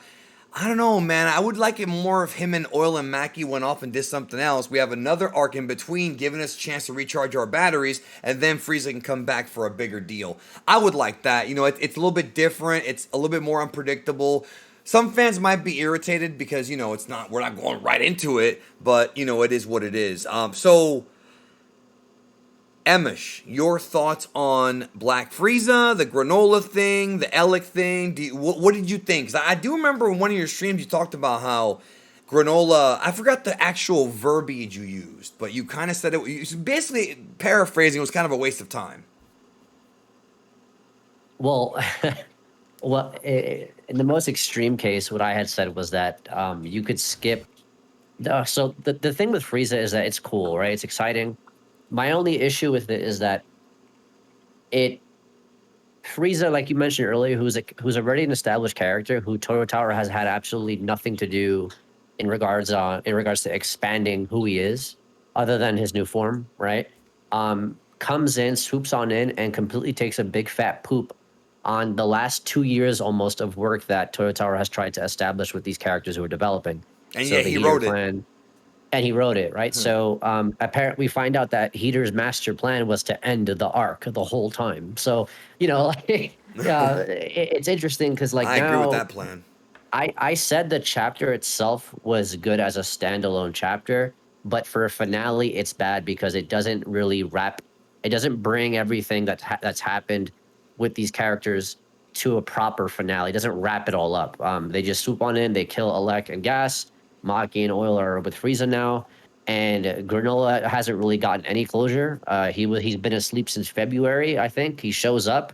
I too heard Bardock's voice in a dream, and I have seen the error of my ways. And now he's not interested in vengeance. And I don't even think, the pursuing vengeance doesn't even have to be a thing for him, at least in Cold Blood. It could just be to give him closure. Like, the thing about Goku and Vegeta is that they've done these things, they've experienced these things. And one of the themes of this arc was experience, right? And Granolah hasn't experienced, at least to my understanding, though he is a bounty hunter, he hasn't really experienced getting this kind of closure. So that's why, in the sense of like Goku and Vegeta, when they want to save somebody or when they choose not to kill someone, there are arguments. There's some kind of argument to be made to where you can say, okay, it makes sense. Like, it may not make sense, but it's okay because Goku has killed or Vegeta has killed and so on and so forth. Granolah, the arc is named Granolah the Survivor, and his reasons for surviving are some of the most are what It's exactly everybody did he else. survive? It's everybody. It's Bardock. Yeah. It's Frieza. It's Goku. It's everybody else. He didn't do shit. Right. He didn't do Exactly. He's done anything. nothing. He's done nothing. And it's really a shame that the arc is named after him. And the finale of the chapter, he's just back there. Like Frieza, I reacted to Masako's video recently, the one where he talks about Granolah, nobody cares, right? And I agree with him when he said this, that like Right. when Frieza shows up, there's no reaction from Granolah whatsoever. He's just there, oh, Monaito, oh, please don't leave me. Oh, no, I'm a bitch. And the thing about Monaito, he dies. He does die, but Whis brings him back. Right. So That's true. it's the thing is, it's good for Frieza. The chapter was good for Frieza, but that's about it. It doesn't bring everything together and make you feel like there was a payoff for Granolah, who's about to die soon, because I mean the wish is still active. So unless he's gonna like undo the wish, maybe. Then there's also like Goku and Vegeta. It's weird. Like, Goku and Vegeta feel at the end of this arc the same way they did when they started this arc, where our training wasn't enough. Like Goku, you were not invested in this arc from the beginning. As soon as you saw Granolah, you didn't want to fight him. You see the heaters, you're not interested in fighting them. And Vegeta just suddenly believes maybe that he's the audience. he can't be. Yeah, I mean, again, whether it's if it's for the reader though, then that's why they need to work harder to kind of establish that characters do feel like they're moving forward or there has been some kind of payoff, but there ultimately wasn't. So the chapter by itself was good. I think it definitely got a lot of people's attention on it. But the issue is that if Goku and Vegeta had a hard time against an inexperienced fighter, two inexperienced fighters who just had the power of a wish, you can't really, how do you expect for fans or for readers that bother to think, how do you expect for them to kind of process how they're going to beat someone like Frieza, who hasn't relied on any wishes, who's gotten there through sheer experience, and now he has the power on top of that? How do you expect for readers to kind of buy this idea that Goku and Vegeta will ever stand a chance against him? And that's where, I know. yeah, I feel and that's the that. problem ultimately. It's how characters are portrayed, and that's the problem with this finale. All this finale does is it just tells you that Frieza ends the arc. That was the master plan. That was Alex's master plan, was to end the entire arc. And the best thing, I have said that you could skip this entire arc and just go to chapter 87 to Yep. get an idea as to what you've missed, essentially, because Granolah does nothing, even though the arc is named after him. Goku's true ultra instinct is not even, it doesn't hold water to Frieza, right? For example, it barely held water to gas. Even though he was dying, he was getting stronger. Vegeta's he's just there. And then Whis just comes in to save the day for convenience. Because when we got those spoilers, everyone was saying how it's Frieza who shot Monaito, it's this or that. And I was saying it makes the most sense for it to be gas, because Monaito dying is there to kind of instill something in Granolah I and thought it maybe was even Goku. 7-3. What happened Well, to there's that 7-3, too. bro? Yeah, he's just non-existent. He was just there. He's just a fucking He forgot database. That's all about he him. is. We'll see his head Yeah, at the so beginning of the next arc. yeah, and it's weird because like Monaito dying could be meant to test Granolah, except he's not tested at all. He's just brought back. He's not Yep. there for the fight. He doesn't assist Goku or Vegeta. There's no reaction when he sees Frieza. There's nothing. Goku's not a fan of people dying in cold blood. So if fighting using your emotions is making you stronger now, where was the emotion then? It's that he was losing to gas, right? So it's just, I will say though, this was a topic that we discussed earlier about the pacing. Some of the most talked about moments in terms of like positive feedback, hype reactions and fun moments, I would say, are from when the pacing felt quote unquote rushed. So if you remember the You're beginning of the right. arc, you had Granolah shows up, he gets right down to business, Stuff action, was blah, blah, blah, happening. blah. Yeah, and then same thing with the closing, right? It felt quick, but it warranted the most response out of people. But I do agree with Opie when he says that this would benefit more from being weekly. The problem is, I don't think they're capable of doing that. And ultimately, I don't know, man. It's just the chapter was good. The finale was bad, but the chapter was good. It's a weird thing to say, I know, but it just doesn't bring the No, it last makes 2 years perfect of work sense. together. It makes Yeah. perfect sense. No, because the ending's supposed to be a nice wrap up. I'm gonna go to Mr. Senpai in a minute. Well, I just wanted to add one quick thing. It actually no. Let's go to Mr. Senpai now. So I haven't talked to you yet about this, bro. So we haven't talked because you've been with your renovating and everything about this. I never got to hear your thoughts on this. I know what Alex thinks, what Emish thinks. Yeah. Your thoughts on the finale of the arc and Black Frieza and everything that happened. Oh, I remember what I was gonna say. It would have been better if, real quick. It would have been better if Alec, or if Mornaito got blasted by gas, whatever. Or no, Alec. Alec kills Monito. Granolah then says, "Well, fuck, I'm not gonna. I said I wouldn't get revenge, but now you've pushed me too far. You've killed my mom and my surrogate father." And then you could have Frieza show up. You could have Frieza take out Gas while Alec tries to escape on his ship. You could have Frieza knock out the ship, but Alec survives. He's crawling out of it, barely alive. Granolah can go up to him, grab him by the neck, fly out into space, and talk, because he hears Alec say some shit about how Gas failed and he melted, and he literally takes by the throat. He's got Alec by the throat. He puts him to like a sun or a star, and his body just melts. Granolah, of course, lives because he's the strongest in the universe at that time, or one of. And then Alec just melts. He throws him into the sun. That would have been so much more satisfying. Or just a sniper blast to the face, something simple. But that's not what we got. I'm sorry, Mr. Senpai. I just want to get that out there. It would have been a much, much more satisfying ending and would have wrapped up the arc perfectly. What do you think? I'm gonna focus on Frieza and actually his purpose for the next arc, in terms of why he was brought here at the very end. But I also want to explain why he didn't kill Goku and Vegeta. So there's two explanations for this. Number one, Right. he could be paying back the debt that he owns them. Right? He was brought back to life at the end of the Tournament of Power. So this could be his way of saying, okay, now we're even. And Number two, Gogeta spared him, which was weird, but it happened. yeah, that was also weird. The second that I think is more probable, if you actually look at the chapter, you'll notice that once he brings both Goku and Vegeta down, right, we don't really see where Monaito are. But the next time we see Monaito and he's fine, all of a sudden Whis is there out of nowhere. We don't see him fly in. He's just there. I know. Right, so it could very well be that he was already there, and Frieza saw him and decided, you know what, I'm not gonna mess with this. He knows the relationship. That's a good that point. Goku and Vegeta That's a good had. point. That's a fair point Right. if that's true. So there's that. But in terms of why he was brought back at the very end and why he surpassed Goku and Vegeta, I honestly think that the next arc of Dragon Ball Super manga is not going to be where he's the villain, but rather he's going to be an anti-hero. He's going to be working with Goku and Vegeta in the sense that he's not a hero, right? He's still a villain, but they're going to be teaming up against what the Oracle Fish predicted to be the strongest in the universe. And we got that little tease of Whis saying, perhaps the strongest warrior emerged elsewhere in our universe. That's the Right? tease. Yep. So And that's the something tease. it's a new character, something it's Gohan. There's a lot of theories out there. So when it comes to Frieza as a character, yeah, he is still a villain, and we saw that Goku and Vegeta, they don't really give a fuck if Frieza is out there conquering other planets and enslaving people. Like, they clearly don't care. So, but as long as he's not messing with planet Earth, they're cool, right? So I think they're gonna be teaming up together, working together to fight off this new villain. And Frieza as a character, he's so lovable and likable. I think he has changed to a degree based on his working together with Goku in the Tournament of Power. Lovable and Frieza- likable, and you said I'm sick? All right. Wait, how? He's a murderer. Yeah, he's not a good person, but he's awesome at being a bad person. That's why I like him.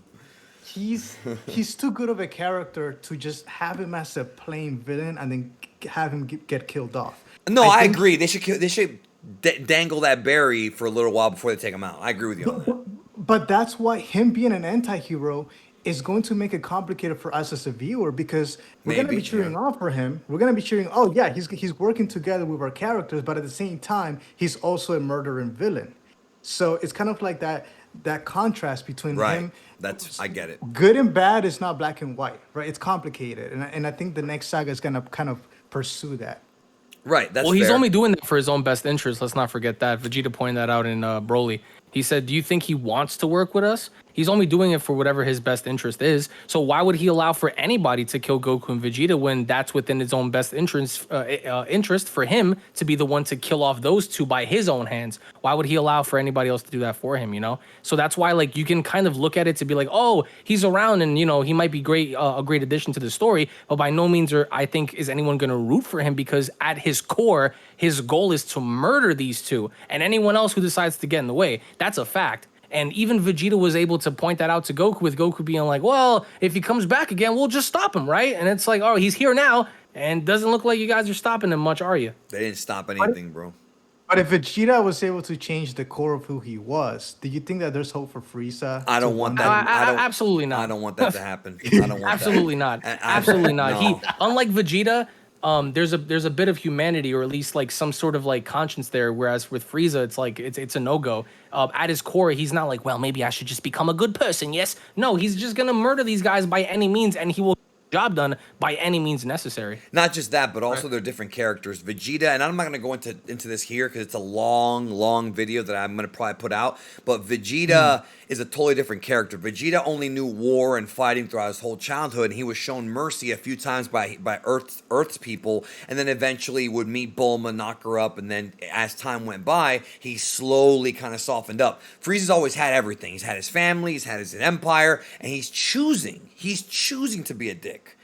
You know, so, and he's been brought back to life twice now, and he's still a dick. So, there's no redeeming him, bro. I hate this. And I don't want him to be redeemed either. One thing I am tired of, bro, is all these villains becoming good. Like, at least with Superhero, like, okay, Gamma 1 became good, Dr. Hedo became good, but Magenta and, you know, Cell Max were dead. So, you know what I mean? So, at least there's a balance there, but I don't think he should be good. Now, if they do a Tournament of Power again and he has to work with them, that's different. But as far as him actually having a change of heart, dude, I don't see how that could happen. But I think we need a villain who's good, but is still a villain. You know what I mean? Because every character that has turned out good, suddenly, okay, I'm not gonna kill people anymore, and I'm gonna play by the rules. Well, We had that though. We had that with the Gammas, with Jiren as the the opposition. We had that with Hit. The only true villains were Moro, Zamasu, Goku Black, and I guess you could say Frieza because he has his own motives, and Cell Max. Yeah, he was out of and control. You know, Yeah, that's true. but you kind of need someone that isn't redeemable in a sense because what would be the takeaway from having them just all of a sudden come to the realization of, oh yeah, what it is that I'm doing is bad. So what's the point of you doing what you did prior to the entirety of the story then? You know, like that's why I loved Moro so much because Moro to Goku's face said, listen, when I get up, I don't care what it is you say. Even if you give me another chance, I'm still gonna kill. I'm gonna kill you. I'm gonna try to kill anybody else out there who's gonna get in my way. So there is no peace with me. I despise peace. So when I get up, I'm gonna try again. And Goku gave him the bean, and he tried again. So and that was what made him interesting. 'Cause it's like, wow, even at the face of defeat, you're still at your core gonna remain true as being a villain. All right, that's commendable to an extent because at least you're not changing your ways just because Goku's talking to you. Goku spoke with him and Moro's like, I really don't care. I'm gonna get up and I'm gonna murder you no matter what it is you say. Plus, we've seen the redemption story a lot. We saw it with Ten Shinhan. He realized the Crane School teachings were wrong. We saw it with Piccolo when he got close to Gohan. And we saw it with Vegeta, you know, in the entire arc throughout Z. So we've seen that story quite a bit. And I feel like with the specific examples of the three guys I just named, I think those are probably the best examples of how to do a redemption arc correctly, in my opinion. I feel like in the modern stuff now, yeah, okay, Dr. Hito turned good. They didn't have enough time, you know what I mean? He was never that bad, even though he was lied to. Stuff like that, you know, there's always, and Jiren was just, you know, his own, he was a good guy, he just was a flawed person. They've done this before. It's just, I do agree with Alex, and I don't think Frieza should be redeemed. I think ultimately Frieza needs to die at the hands of Vegeta. He's already died at the hands of Goku and Trunks, so I think Vegeta should be the one to actually take him out this time. And I think that they're setting up for that for later on, whenever that is. And then last minute they change it completely. You're right. But Senpai, I actually wanted to ask you we're not previewing that yet. I wanted to ask you about your thoughts on Granolah not killing Alec and it being Frieza, and I wanted to ask you about Granolah. Do you think he was wasted in this arc? Like, what are your thoughts on by the end of the arc, what they did with Granolah? I actually disagree with you on. I think this is one of the few points that I actually disagreed.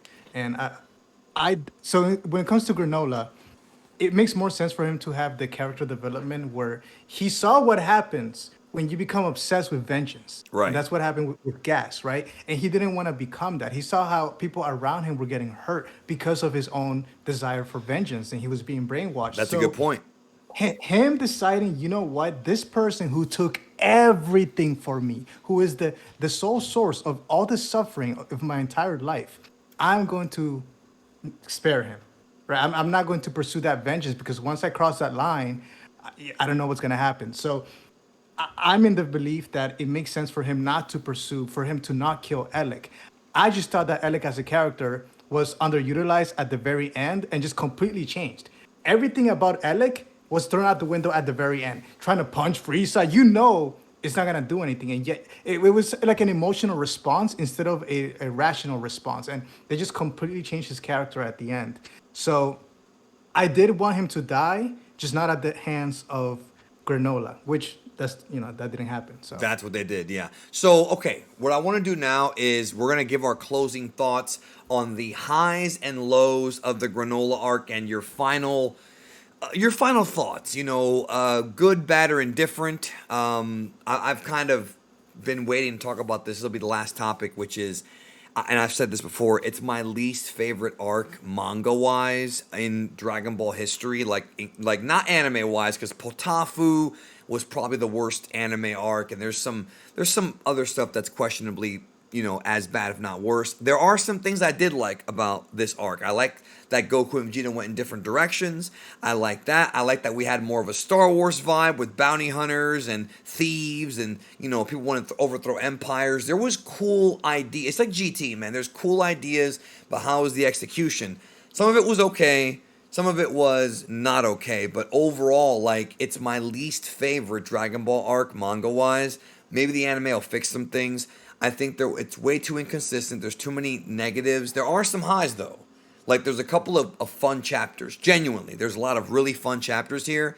But as far as the overall story as a whole, I personally felt like it's a big disappointment. So, Emish, what do you think about the Granolah arc? Your highs and your lows. All right, so it's gonna sound like I'm trolling, but I'm dead serious when I say this. No cap. All right. I So the high believe for you. me, yeah. So the high for me was Beerus versus Vegeta. I thought you hated that. No, no, no. Well, I dislike his training. Yeah, the But training. I think Beerus setting him straight, telling him to his face that, yeah, I told Frieza to neg your people. So what? What you gonna do about it? I think that's a good segue for teaching Vegeta to kind of move forward with things and not be held down by previous things that have happened to him in the past, or basically the weight, right? Which explains why characters like Goku can consistently move forward because they're not really held down by anything per se.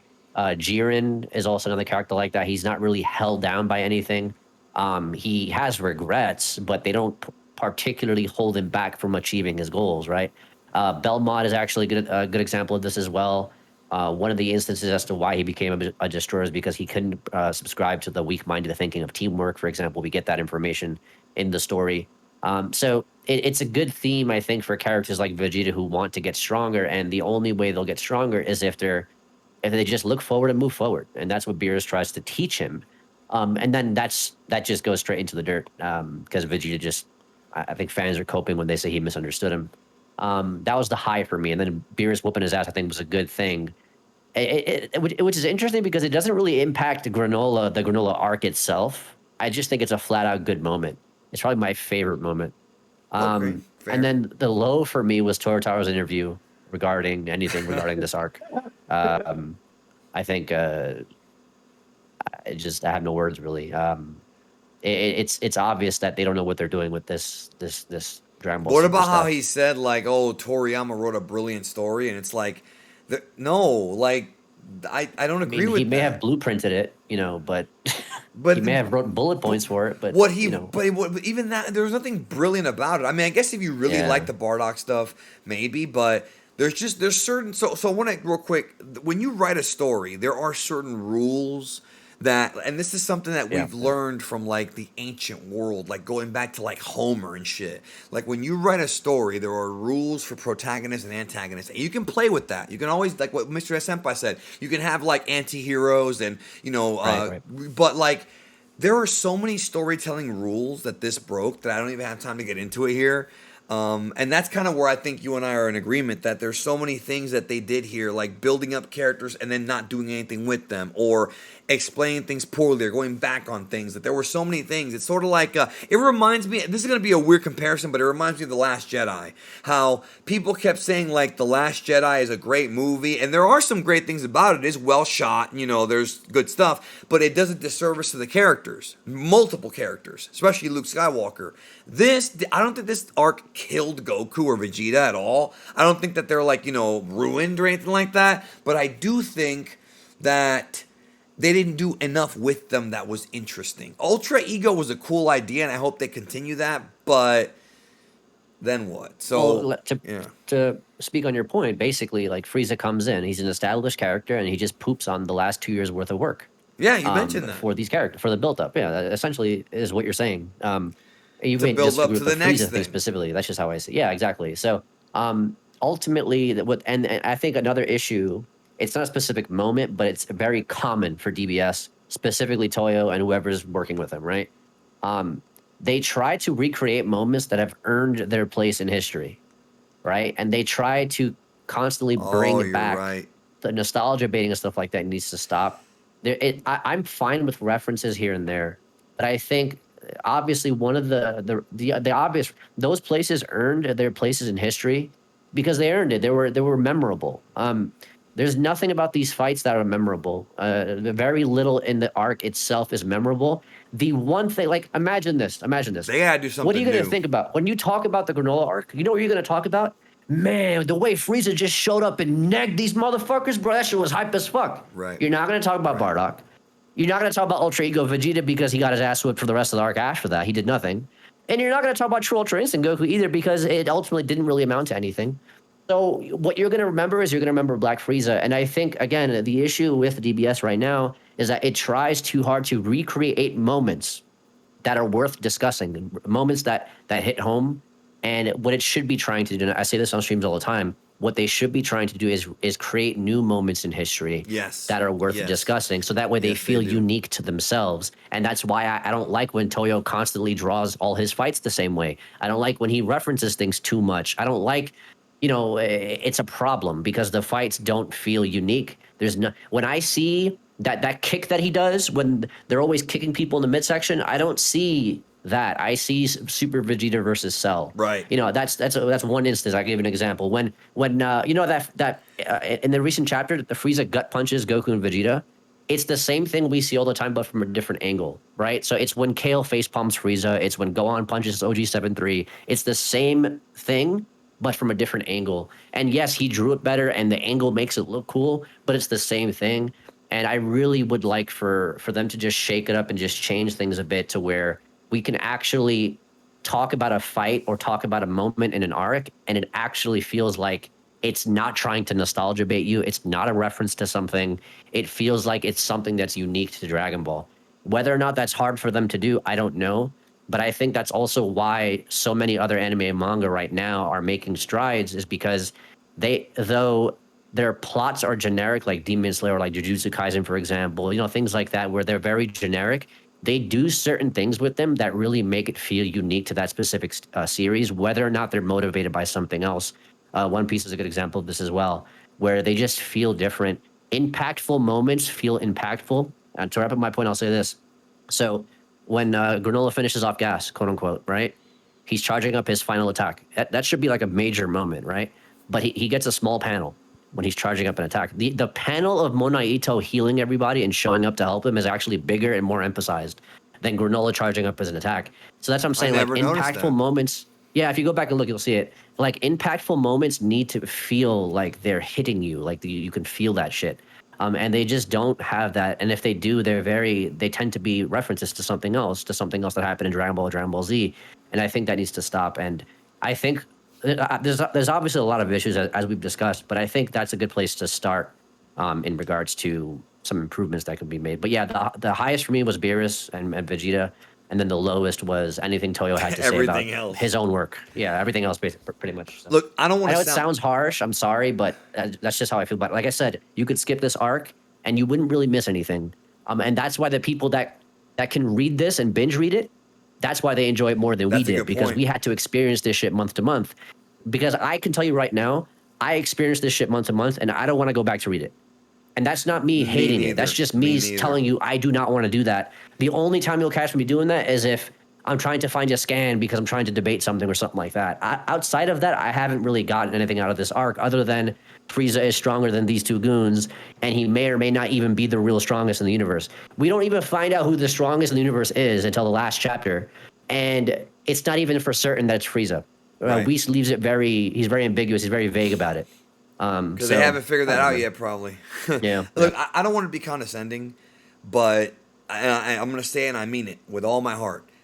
There's people who actually think Toyotaro's better than Toriyama, and I feel like people who say that have never read the original Dragon Ball and don't put it in its proper context. Because if you read the original Dragon Ball, we're talking about the manga here, from Dragon Ball Chapter 1 to the end of Z, Toriyama's masterwork. If you read that, Toyotaro is a flash in the pan compared to Toriyama when he was young. Point blank. I mean, I can literally do shot by shot. Like, I could do a whole video, and maybe I will someday, where I literally explain to you why. And you have to also remember that before Naruto, before One Piece, before Jujutsu Kaisen, before all of these, Dragon Ball was around. From 84 to 95. A lot of other shonen, and this is not even a secret, have branched off of Dragon Ball's success and the things and the tropes that it not only created but also popularized. Transformations, aliens mixed with sci-fi, mixed with magic. Dragon Ball is the only series to combine all these things, which is why it's so damn popular. But like Emma said, we got to find some new directions to go in, because when it comes to Dragon Ball Super, the only moments I can think of that are close to replicating the feeling of the old stuff would be Battle of Gods, the movie, 109 and 110, and maybe parts of 130, and from the anime, and maybe some of Broly, and maybe some of Superhero, some of it. But that's kind of it. So, Alex, man, Unreal your thoughts, highs and lows of the Granolah arc, and we'll wrap it up. So I don't want to say that this was the worst arc for me. The worst manga arc for me for Dragon Ball Super was the Universe 6 versus Universe 7 tournament. I felt like that entire thing was just merely a setup for us to, move along into the next story. But for the Granolah story, I think some of the highs for me were the fights involving Blue Goku and Granolah for Chapter 73, Blue Vegeta versus Granolah in Chapter 74, right before he went into revealing his ultra ego. So those three chapters, 73, 74, and 75, Those were good. Were really those were good because the intensity was there, the sheer I guess you could say the stakes were high for Granolah, because Granolah then the question then begs for Granolah, how are you going to overcome this? And then that kind of led into a dip, into a decline after the fact, because in Chapter 73, Vegeta was beginning to lose. He went out of Ultra Ego. He went back into Ultra Ego, only for him at the end to go, you know what, hey, I'm not the man that you want me to be, that I was back in the day, Lord Beerus. I give up. Let's just kill me. And it's like, all right, Jesus Christ, like what's going on here? But I also liked Gas's debut because for whatever reason, when Maki and Oil first introduced him and they said, ta-da, here's the new strongest, when he emerged slowly behind those rocks, I don't know why I had Super Android 17 vibes from GT, but when he rose up and he looked down at everyone and he was like, you know what, it's just right to business. He attacked them. He threw that giant trident-looking thing at Granolah. It was insane, but then it started to fall off because it started to drag along. And, by the end of it, I really did like the ending for this. I thought that it was better than Moro's. I thought that it was way better than Future Trunks's, and even to an extent, the Tournament of Power, because the way they wrapped it up. But this arc, they took a lot away. They made the forms feel as though it didn't matter because, Ultra Ego was eating dirt. True UI was eating dirt. To an extent, Granolah was eating dirt. Monaito, all of a sudden, towards the end, oh yeah, I can finally heal everyone's abilities and be at full power. Now, but before you kept bitching about, oh, I can't even heal your little wounds, scars and scratches. Like, that's what, like, he should have been dead. And I remember debating and just talking with JD on the server and so many things about how JD thought that, oh yeah, so if Monaito were to die, courtesy of the wish, Granola's gonna, through proxy have Ultra Instinct and all these things. Oh, he and was it's cra- pushing that one to me too, bro. it was, and like looking back on it now, it definitely wasn't the worst, but by no means do I think, in my opinion, was this the best.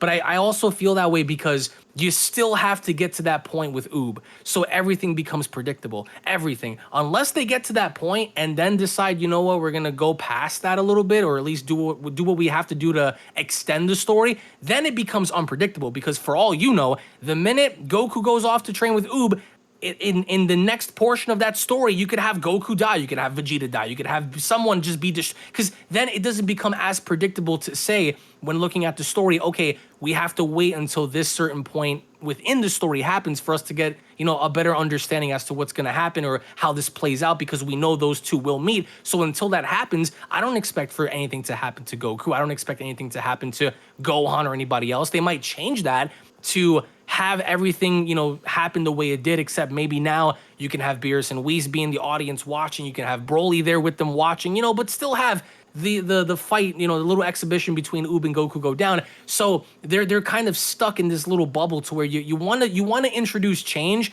but we've even seen that with instances like Boruto. When too much change happens, when things are very, very different, people hate it. When things, remain as they are and they're same thing over and over, people hate it. So they kind of need to, find that little in between. And I do think, in my opinion, after this, go past the end of Z, because until then, everything becomes predictable. You can already expect for certain things to kind of play out the way we originally remember for them to play out, because we know those two will meet. And whatever happens after that is anybody's ball game. Then you can create a story where truly there's a level of unpredictability, because you can introduce maybe elements to the story that you haven't done before, only because you were afraid to incorporate that level of change. So to me, I still stand by the idea, in my opinion, that the Moral arc was better. There were lots of dips in this arc. There were lots of moments where it felt like it dragged with gas.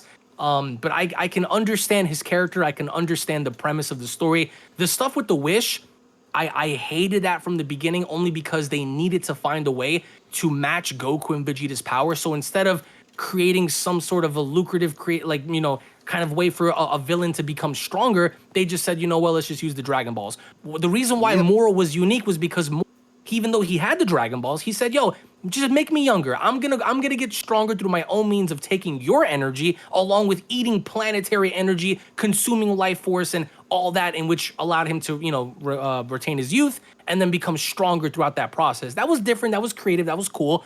But here it was like, okay, let me just, Indiana Jones my way into the city, grab those two Dragon Balls, and then here we are. It's funny too, Man. because we criticized the Moro arc, right before this one started on this channel, and this one was far and away worse. I actually missed the Moro arc in some ways. Yeah, there were lots of principles and lots of things that came to be, even though Vegeta's training could have been utilized better, because out of all the things Pabrara showed him, gigantification, healing, all he did was force Spirit Fission and instant transmission. All right, whatever, we can kind of move past that. Maris taught Goku many things that he implemented during his fight, but here it was like, all right, it happened. Things, went the way they went. So now what do we do? And I am curious to see where they go with this. It's not the worst arc in Super, in my opinion, but by no means is it the best. Right. Well, I hated it a little tiny bit more than you, but one thing I will say is I haven't even read Universe 6 in a long time, so maybe that one is maybe it is worse now. I don't know. But yeah, bottom line, not the best arc. Person. I thought you already said something. Oh no, that's right, you didn't. Oh my God, you're right. I thought I put a call on you first. That was last time. Okay. I'll keep mine short. No, it's all good. Did you like the Granolah arc, your highs and your lows? Yeah. So all I want to say is, objectively speaking, as a critic, I'm giving this saga a 4 out of 10. As a Dragon Ball fan, I would say it's solid 7 out of 10. There were a lot of things that the Toyotaro did right, like the mystery behind the two Dragon Balls that can grant any wish. Two balls. And there's 2 balls that can grant any wish, and you can reuse them over and over again, right? The fact that the Namekians came to that planet 500 years ago. You have obviously a lot of nostalgia factor. In fact, I think this saga should have been renamed the Bardock Redemption arc instead of the Granolah Survival arc, because Bardock was the only person who got any sort of closure or explanation. When it came to every other character, In some ways, Goku, yeah. Goku and Vegeta They were undermined at the very end. So them becoming stronger just completely undermined, and now they're separated even further away from Gohan and the other characters in terms of power level, because now they have to surpass Frieza. Then you have Granolah himself, Monaito. They didn't really get the sort of closure that we were hoping for. All these characters, there was no payoff, and because of that, I think it ruined it for a lot of the fans, just because there was no payoff for a lot of the things that the story set up. On top of that, a lot of these things that Toyotaro set up are never going to be brought back in the future. These Dragon Balls, that's going to be a thing of the past. We obviously know they're not going to reuse them again. So overall, Toyotaro knows how to pick up a girl, but he doesn't know how to keep a girl. And that's the problem with him as a writer, that I think in the next saga, he's going to be introducing a lot of great points and a lot of great concepts, but is he going to be able to execute them at the end in a way that pays off to what was set up in the beginning? He's great at setting things up, but not at finishing them. And that's the problem with him. Yeah, I agree. Well, that's been the problem with Super, I think, because, I mean, let's not forget the Trunks arc started with that SOS from the Future episode. We were all hyped, texting each other. It was all exciting. And then by the end, it was like, to me, I'm going to be real with you. The end of the Trunks arc, the Goku Black arc, is my least favorite ending of any arc ever, including this one. I hated that ending, bro. And the manga and anime both sucked for that. The story was fine as it was going along. We're all hyped up for it, but the ending was just left a lot to be desired. I need some new blood in Dragon Ball. I want them to do new things. So leave a comment down below, of course, and I will leave links to everyone's channel in the description, as well as link to our previous roundtable if you haven't listened to it, covering like the first half of the arc. But thank you guys for being here. Thank you guys as well. Take care, and we'll see you in the future, and hopefully the next arc will be better. Let's keep our fingers crossed. Goodbye.